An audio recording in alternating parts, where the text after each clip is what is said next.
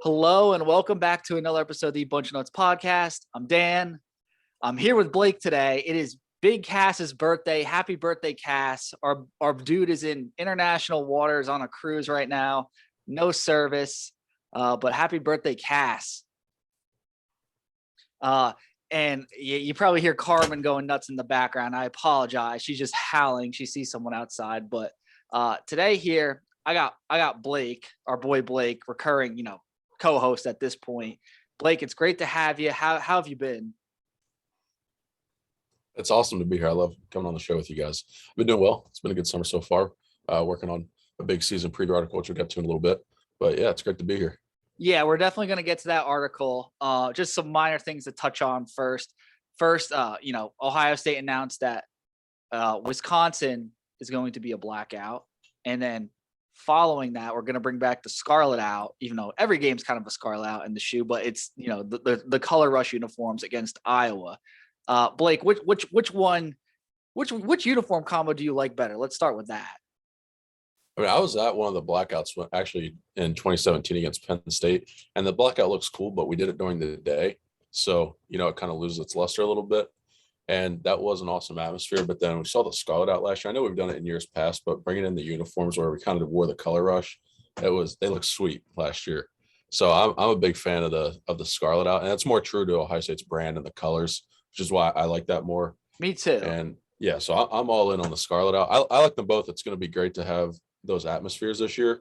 That they're really hammering at home. We're going to have traditional uniforms against Notre Dame, two huge brands. It's going to speak for itself, that canvas. And Wisconsin, the blackout will be raucous as usual. And then Iowa for the Scarlet Out is going to be a sight.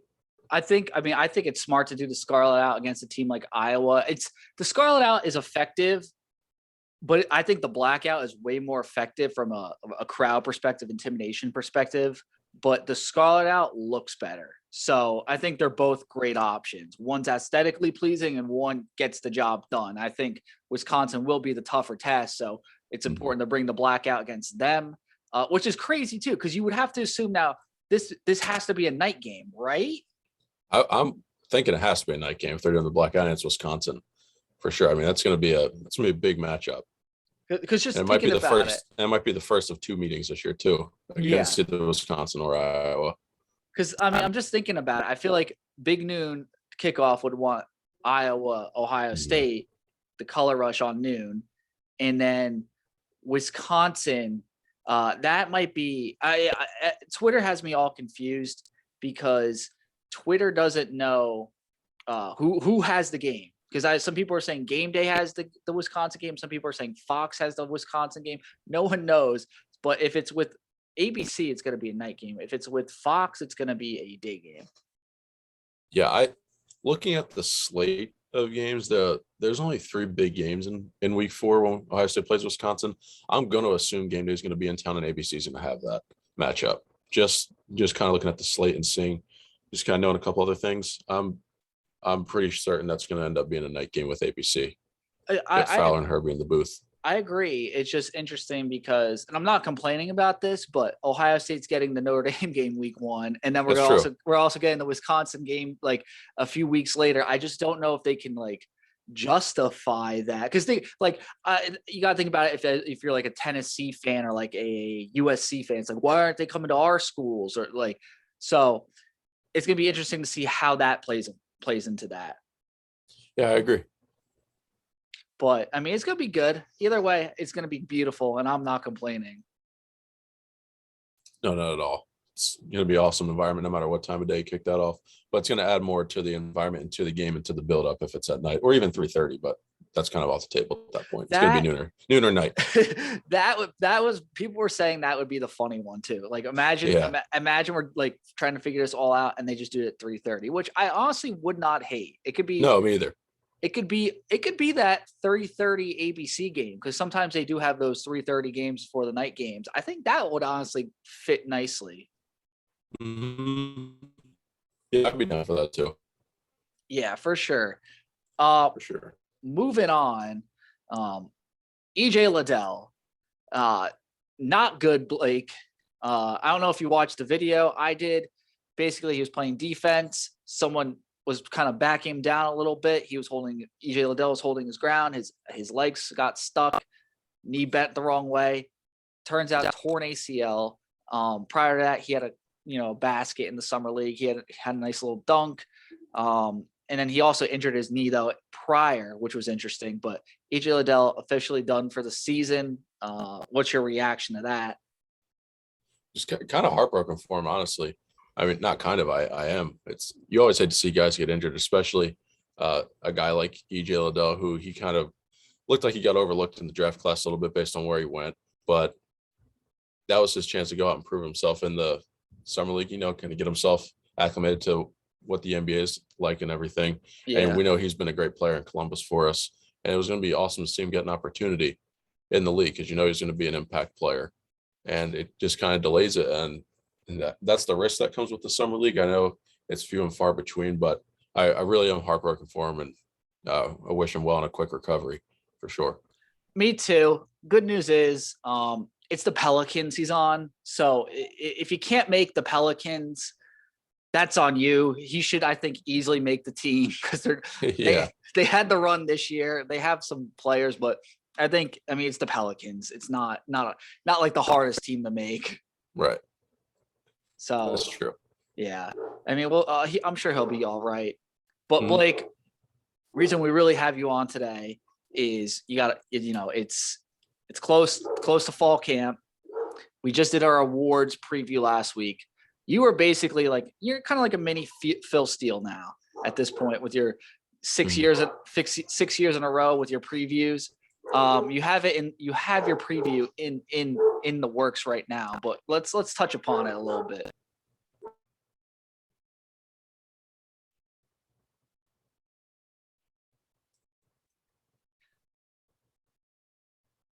Before we hop into it, do you want to go and any early Heisman picks since you guys went on the awards? So what's your take on Bijan Robinson? He's like a Fournette, I feel like a guy who will be a first round pick, should be a Heisman guy, but his ceiling just very, very good. Not just great, not great, but like a step below that. I'm with you. I think he's going to be great for Texas this year. My secret, and I'm probably going to get into this later. I think my secret Heisman guy is Deuce Vaughn, running back, Kansas State. I think he could make some noise. Interesting. Yeah, that's my secret guy. That's a good dark horse. That is a good dark horse pick for sure. I also like Mims at Oklahoma because he's going to be their top target. Yeah, definitely. The thing with the Heisman voting this year is Caleb Williams. We'll see how he works with USC's offense. Obviously, he's going to do well, but there's too many quarterbacks they're going to spearhead this Heisman race the whole year. And it's really going to be either Will Anderson, Bijan Robinson, Vaughn Mims, any of these guys, can they unseat one of the three quarterbacks in Stroud, Young, and Williams from that top three? What's interesting too, I think this year it's a strong chance where a quarterback might not win it if you think about it, because the defending guy is still here. He's a quarterback. We could have a 2-time winner. I don't think we will. It's Stroud, and then there's kind of a drop off. Yeah, I agree with you. And the other thing too, in CJ Stroud and Bryce Young's cases, both offenses are so dynamic and there's so many playmakers on them. You're going to spread the wealth. And what if you have Stroud and Travion Henderson in New York, or you have Stroud and Smith and Jigba, or you have Bryce Young and Jahmyr Gibbs, and they're all in New York? You're kind of going to split the vote in a sense, like we saw when Ohio State had a couple of finalists a couple of years ago. You kind of split the vote in that sense. I agree. So that could work against them. There's so many moving parts of that offense. Is one going to separate from the other because those offenses are basically run by three-headed monsters? I agree. So just an interesting article. And I could see a guy like Will Anderson too. I mean, I think he's a very legitimate candidate after what he's done at Bama. He's won a national championship, and he honestly should have been considered higher in the Heisman last year. In my opinion, he had a fantastic year. He has that Chase Young hype going into it. If he puts up those numbers again, just replicates what he did, I think he would win the Heisman. I truly do, based on where people see him. Yeah, and he has the stages for it. I mean, obviously, Alabama's always on the national stage and everyone's radar, but he's going to Austin week 2. I mean, you register Yeah. a couple sacks right there, boom, you're sitting top 3 with your boy Bryce Young, and obviously probably C.J. Stroud as well if he has a good game against Notre Dame, I like mean, Ernest said yeah, right there. you're absolutely right. If Will Anderson, let's say, just think about this on Twitter. Will Anderson strip sacks Quinn Ewers, like Bama gets a big touchdown or something. Yep, You don't think like the Buckeye fans are going to love that too? He's going to get like that backing. Like that could happen easily, really quick. So I think we might have a good chance at a defensive Heisman for sure this year. yeah. Crazy as that sounds, but Blake, your article, it's still in the works. Some great stuff. I don't want to ruin your article because I don't want to give your top 25 away. You do have teams to watch. So could we talk about some of the teams you have to watch? Absolutely. All right. You have the Utes of Utah. You have the Trojans, the Sooners, the Spartans, the Cornhuskers, and the Wolfpack. Why are they there and why not higher or lower? We can start with Utah. We saw the close that Utah had to last season, and then the Rose Bowl, they didn't beat Ohio State, but the way they played Ohio State, both teams were missing guys and everything. That game was one of the most fun, chaotic matchups I've ever seen. But you look at Cam Rising at quarterback and the pieces that they have, and their defense is always solid with Kyle Whittingham. So as we're diving in more to Utah, their schedule sets up favorably for them. They're going to have a big showdown against USC, but they host USC. They have to go to Eugene, Oregon, and they have to play Florida in Gainesville. They're two winnable games. So their schedule sets up nicely for them. But honestly, why they're number one on my teams to watch list is because people are counting out the Pac-12 just because it's more so become a hashtag in that Pac-12 after dark in the last couple of years. And now USC's back on the national radar, but now they're coming to the Big Ten. So if the Pac-12 can make any noise this year, I think it's going to be through Utah. And Oregon and USC will be good as well. But Utah has the potential to be very balanced with the top 10 offense and a top 10 defense, which is going to make them very difficult to stop. And then USC, I mean, you brought in Lincoln Riley. That was the move of the offseason. They're bringing college football back to LA. I mean, that goes without saying. Lincoln Riley is going to have that bus moving. I do think that USC is going to be too soft at the line of scrimmage to compete with the big dogs. So let's say USC found their way into the playoff and they had to play Ohio State, Alabama, Georgia, any of those, even team up north, those big lines. They can't. I don't think they compete there. Yeah, they got Bryson Shaw at safety. So I'm sorry, but yes, we know how that's gonna go. So you're absolutely right there. Exactly. Yeah, if we keep going down the list, you look at Oklahoma and Michigan State. There are two teams that intrigue me, and they're there not because I think, they're going to be these incredibly great teams this year, these powerhouses, but what are they going to do this year? Look how ahead of schedule the Spartans were with Mel Tucker last year, and Mel Tucker's getting so much love and so much respect. Now, can you do that again? And then with Oklahoma, the program basically got plastic surgery. It looks completely different. They lost coaches out the wazoo. They lost a bunch of players, but they brought in a ton of transfers and they hired Brent Venables. He's a great defensive mind, which has been Oklahoma's weakness. They have the offensive pieces in place. So Oklahoma can find the way to win 11 games, or they can win 8 or 9.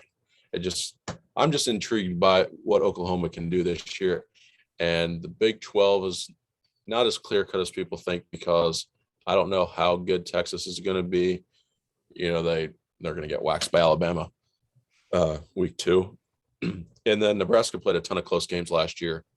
We saw they 3-9, but they were I think they were even in scoring margin in the Big Ten, but they finished in the positive overall throughout the entire season, despite being 3-9, which is unheard of. I don't think any team's ever done that.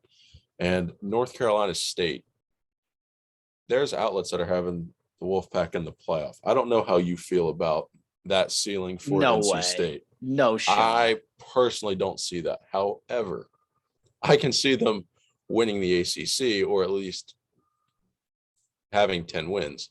I cannot personally see them in the playoff, but Clemson is such a big question mark because their roster talent it's there. Obviously they have, I think, a 62, 63% blue chip rate ratio. That's insane. The talent's there. They got DJU quarterback. He's really if he had a puts it tough year together, last year. they'll be unreal. Yeah, he's good. Right. And we saw him when he had to come in for Trevor Lawrence a couple of years ago. I mean, we saw what he can do. The kid can play. There's no doubt about that. So if Clemson can put it together, they can be right back in the playoff too. But if they can't find their way throughout the whole season and they're kind of messing around, not scoring more than 20 points like they did last year, they didn't score more than 20 points against a Power 5 team until I think it was November, which for Clemson, that's unreal. I do think too, playing Georgia week 1 was the worst thing for them. I agree. Yeah.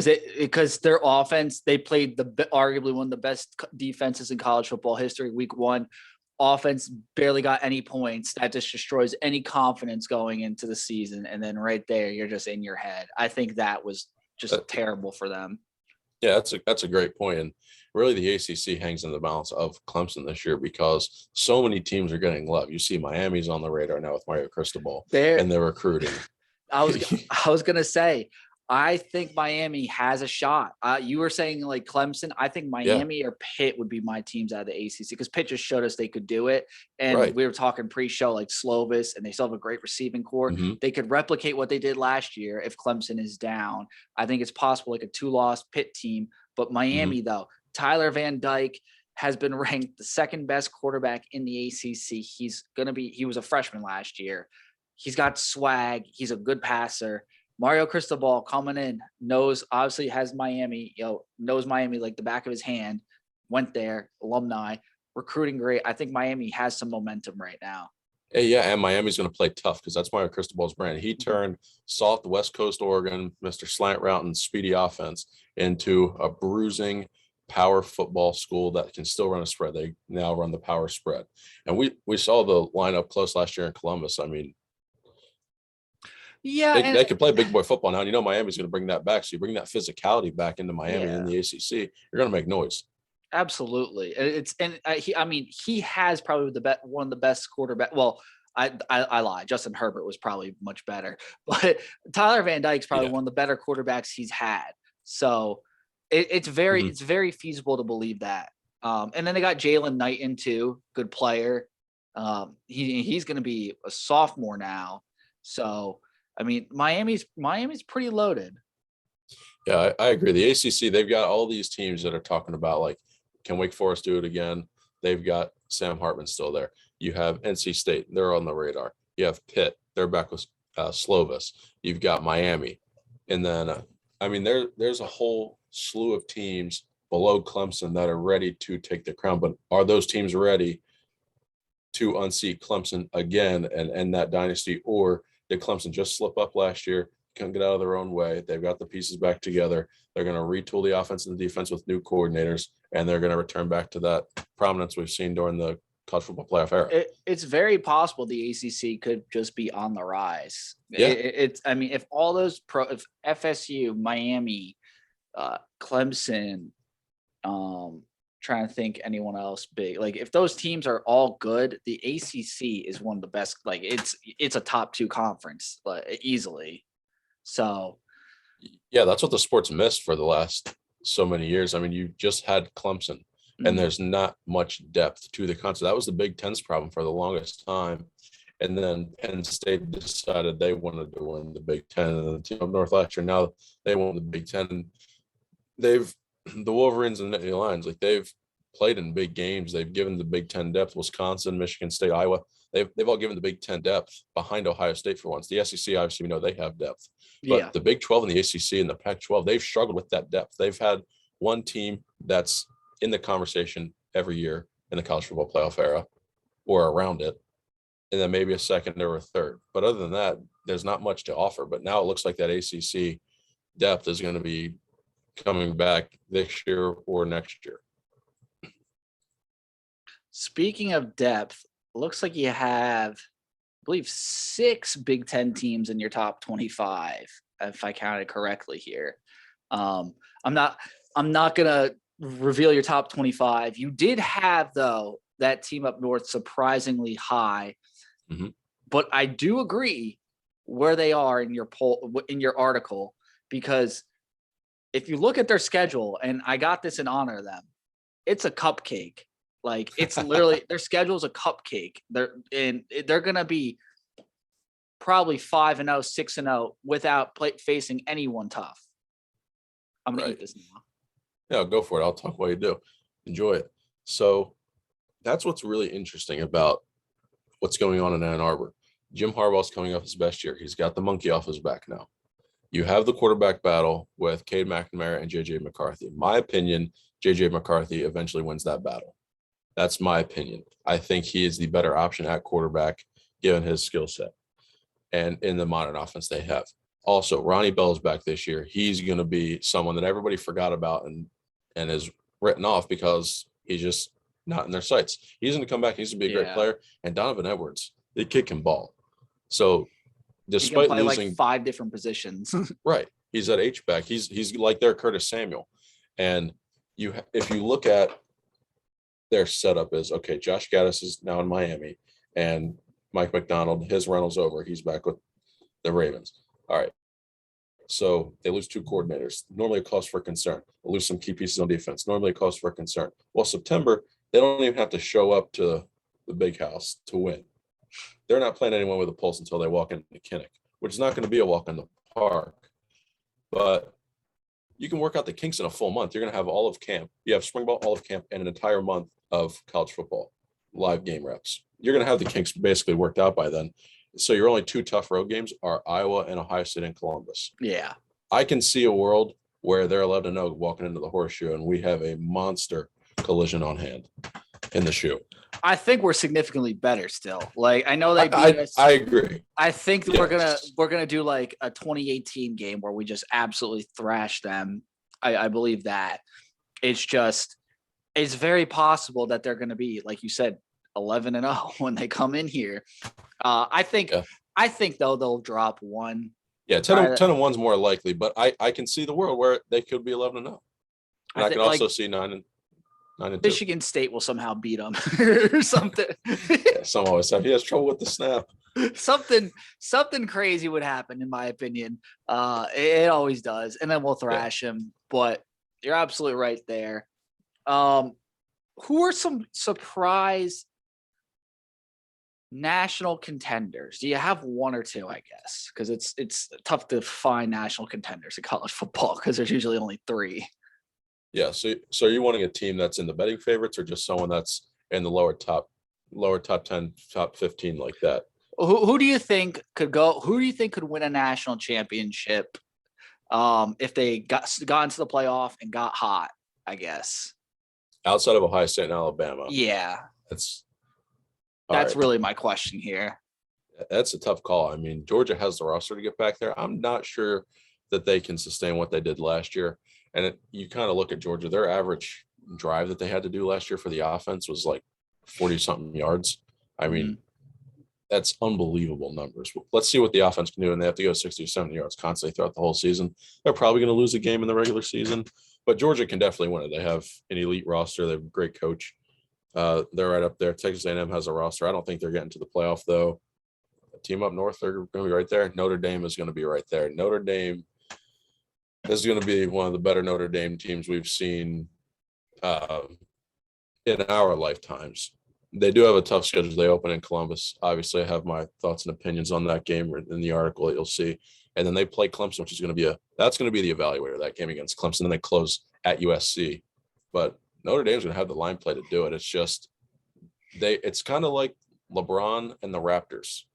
How the Raptors play against LeBron in the playoffs. That's what Notre Dame is like when they face one of the big boys on a national stage in the postseason. That's my comp for it. They are the Raptors, and Ohio State, Alabama, Georgia, Clemson, they are LeBron when it comes to postseason play. Ohio State would be LeBron, I think, and then I think Bama would be like the Warriors or so. They just right, exactly. And I look at it really this year. I think it's a 2-horse race. It's Ohio State and Alabama. In whatever order you want to put that. I got a sneaky one for you. And this is on with the tidbit that their new coach has it all like figured out right away. Because if you look at their early schedule, it is winnable, and I think they will by the time they play their first big team, they'll be probably 5-0, is Oklahoma. And because they have the roster. I know they lost a lot of guys, but they still have a lot of good players. They have Venables is an Oklahoma guy. If he, I don't know what we're gonna get from him as a head coach. So they're kind of a wild card, but it could be a situation where he's getting the keys to. It's not a Ferrari, but it's like it's a really good Tesla that just needs like a charge for like a little bit. Yeah, or at least a Corvette or something like that. It's a sports car. Yeah, for sure. And that's the key that you said. The infrastructure is in place there in terms of all of those pieces that you need. But yeah, that question is, how does being an assistant coach translate into being a head coach? Because that doesn't always go as smoothly. But I agree. I think Venables is going to succeed there. I think he's going to do well. And you're right. If Texas isn't as good as advertised, and Baylor and Oklahoma State, they could be 9-3. They could also be 10-2, 11-1. It all depends. But that path is there for Oklahoma. I like that pick. It's not. I can get behind it. Yeah, it makes sense to me, and because they have such an easy schedule going forward, and it's not like they got like, obviously they lost their quarterback and their coach, but it's not like they got like the death penalty. It's they still brought in Venables, probably the best defensive mind in college football. You can make the argument that he's more valuable to Clemson than Dabo. So it's almost like Clemson's defense, which has always been nasty, with Oklahoma's traditional offense. I think that could honestly go pretty well if it's done correctly. Yeah, it's definitely a peanut butter and jelly situation if you look at it that way. And their schedule too is they're going to Nebraska. They're going to win that game. It might be tough. It's a rivalry game. I mean, they're going to win the game. And then Texas is a neutral site, which it's always Red River. That speaks for itself. But then you got Baylor and Oklahoma State at home. You can be 11-1, 12-0. Like, the script is there for them. So I definitely see the pathway for them to get to the playoff, and then they have the roster talent to do it. But again, beating Ohio State or beating Alabama or beating Georgia, can you run and play big boy football at the same time on that stage, which Oklahoma has not shown the ability to do in the playoff? They have not. Maybe this is the year where they just figure it out. Because maybe it is. Who knows? It could be a freak thing. It almost like, I feel like they should be running a Jim Tressel type of team. I just want to see. I want to see Oklahoma go strong defense, no offense, and just punt a lot. And they just bring Big Ten football to the Big 12. That'd be classic if I'm watching an Oklahoma game and they punt from inside the 50 or inside the 45. That would be classic. But I mean, the door to the playoff is wide open, in my opinion, outside of Alabama and Ohio State. I do think that seeds 3 and 4 are up for grabs, and that Oklahoma is one of those first teams in line to get there. I'm also a fan of Baylor. I for some reason I'm big on the Big 12 right now, but Baylor too, I think, is up and coming. I like their head coach Aranda. He's been good, and I think honestly Baylor, their infrastructure, that new stadium, they've got some money now and everything. I think they're a team that can really do well during this NIL period if they do it right. I agree. I mean, you have all the Texas oil money at your disposal too. Chip and Joanna Gaines. Aranda's done a fantastic job. Yeah, exactly right, in Waco. That's funny. Hey guys, I just signed an NIL deal with the Magnolia Network. I'm gonna get some shiplap on my front lawn. My walls. I don't even know what shiplap is. I just heard that. Girlfriend watches it all the time. But yeah. I mean, I love it. Well, we're just gonna have to wait for a few more weeks for your article to drop, Blake. I told you, time's winding down. I told you I would leave you with a hot take. We got about 5 minutes left. Excited. My hot take, and I really thought about this. Noah Brown will have a breakout year for the Cowboys. I'm breakout as in 400, 500 yards, a couple touchdowns. Think of him as like the Cedric Wilson of last year. I like that. I can see that for sure, given their offseason moves and the dynamic of their offense. And they like Noah Brown in Dallas. They do. He's a great player. He's solid. He's got great skill, good intangibles as a receiver. I can definitely see that. I like that. I don't know if he has an over-under for his yardage, but that definitely might be worth a look into. because I thought about it, and it's like they need him because they use him on special teams. They use him a little bit as he's basically a tight end because he's a big guy, 6'2", like 225 pounds. He's like one of their biggest receivers, and they're not going to make CeeDee Lamb block or like Gallup probably block because they need him to catch. He's like their main blocker. Cooper's gone. What's his name? The number one, Cedric Wilson. He's gone. They brought in James Washington. I still think Brown is a better fit for them than James Washington on the field because he's a much better blocker. And they don't really have many other guys. They drafted a couple young kids. So I think the path is there for him and he will see the field. And with Cooper and Wilson gone, if he's out there blocking, he might just by de facto get more targets. Yeah, I agree with you. I really do now. I think about that more, and I'll sit on it to really dive into it. But I do like that pick, and I can definitely see that he does fit perfectly into their offense. And he would definitely get a lot of touches. You can target him between 3 and 7 times a game. Yeah, got reliable hands. I'm in on that. I think at the very least, he's going to have a strong preseason. He'll be like, yeah. I could see him running with the 1s or like high 2s in the preseason and like making some of these other DBs look really bad because he's very talented. Yeah, and someone if you're playing in a deeper fantasy league, someone you pick up later in the draft just to have, and then boom, he starts playing well. Slip him up there on a bye week. Yeah, I mean, if CeeDee Lamb went down or something, or if Dalton Schultz, let's say, he might play a little more. They might have to upgrade him in the lineup to like almost outside receiver, and then or make him more like a tight end or rotate him, motion him. He's very flexible, a lot of options. I'm very excited for Noah Brown. Yeah, me too. That's going to be great. And on that note, since you talked about Noah Brown and we talked about Oklahoma right beforehand, I'm just taking right back to his 4-touchdown performance in Norman. What a day that was. I have a question for you. Does Jackson Smith-Njigba have a 4-touchdown game this season? No, he does not. Because I think we're gonna want to conserve him. We're gonna be blowing teams out, so we're not gonna need a 4-touchdown performance. And it's just so hard to do. I think last year was the the closest he would be able to get because now he's gonna get so many people keying in on him. I'd be stunned. Right. No, I'm with you. It's just a fun question, just because it was a good segue there. Oklahoma, Noah Brown. I can see Marvin Harrison there's so many options. Marvin Harrison Jr. getting a 4-touchdown performance because he'll get single coverage. That's true. Yeah, he's gonna have a stellar season. I think he's gonna go over 1,000 yards.